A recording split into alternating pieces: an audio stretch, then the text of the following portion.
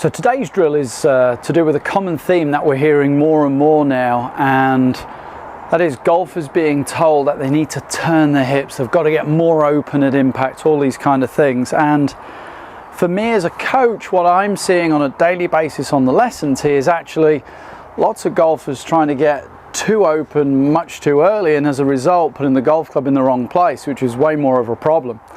So I think we need to just calm ourselves down here with the whole concept of golfers getting super open at impact and actually understand what's really happening, what the best players are doing. So if we get up to the top of the swing, I'm certainly not seeing any really good players straighten the left leg immediately, spin the hips open, pressure shift to the right, and then from the down the line view, the hands and arms moving outwards. I just don't see anyone any good do that, and they really don't.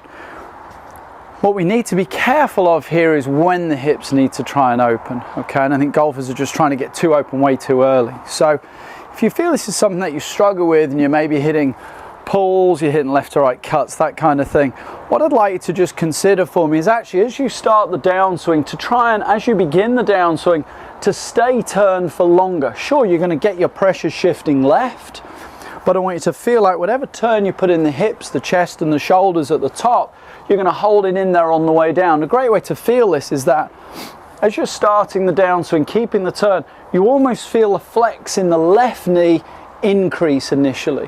What we don't want to see is this left knee as we start down snapping back straight on itself. That's just going to get the hips spinning open, throwing your hands and arms out. Now what we can do from the top of the swing, if I can, as I start down, shift left by increasing the flex in that left knee, you can see my left arm stays a little more across me, and then I can keep the club coming at the ball a little bit more from the inside. A far more preferred approach for this golf club into the ball. And you can rehearse this real easy in front of a mirror. Just get up to the top of the swing. Now watch yourself.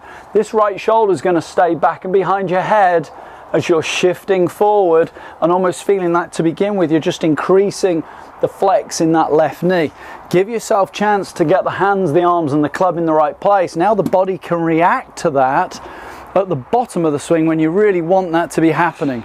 No point spinning the hips early on, you've got nothing left at impact.